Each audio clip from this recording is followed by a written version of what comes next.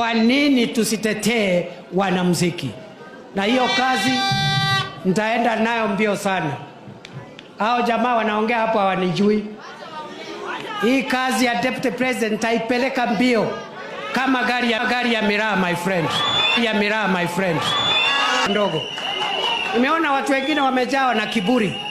Wanaenda kutuongelesha hapa kama na kutulecture. Unatulecture ukiwa nani? Kwani wewe ni Mungu? Una lecture kila mtu. Una lecture mwanamuziki, una lecture mwanasiasa, una lecture kila mtu. Kwani wewe ni Mungu? Wewe tu, mimi nasema hivi. Ukitaka tuheshimiane, heshima ni mara mbili. Utuheshimu, tukuheshimu. Usipotuheshimu my friend, tutakanyang'ana na wewe my friend. Naona watu wengine wanaongea na madharau. Unatisha nani? Naona watu wengine wanatutisha. Mimi ukiniangalia hivi ni mtu ya kutishwa na watu? Tuheshimiane bwana. Tuheshimiane.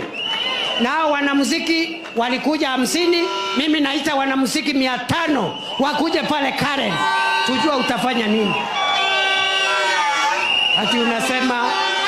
Ati unasema umeamrisha wananchi wasisikize nyimbo.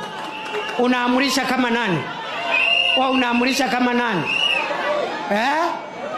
Tuheshimiane my friend. Mimi ni mtu ya heshima, lakini my friend, if you come within shooting range, we will deal with you. Na mkiwaona muwaambie watafute watu wa kutisha huko nje. Sisi sio watu kidogo. Ukiona tuko slow hivi na tuko wapole, sio ati sisi ni watu pushovers. And don't lecture us. Don't lecture us. We are not your kids.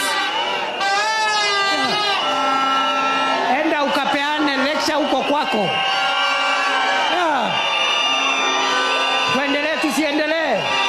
Tuendelee tusiendelee? Wangapi wanasema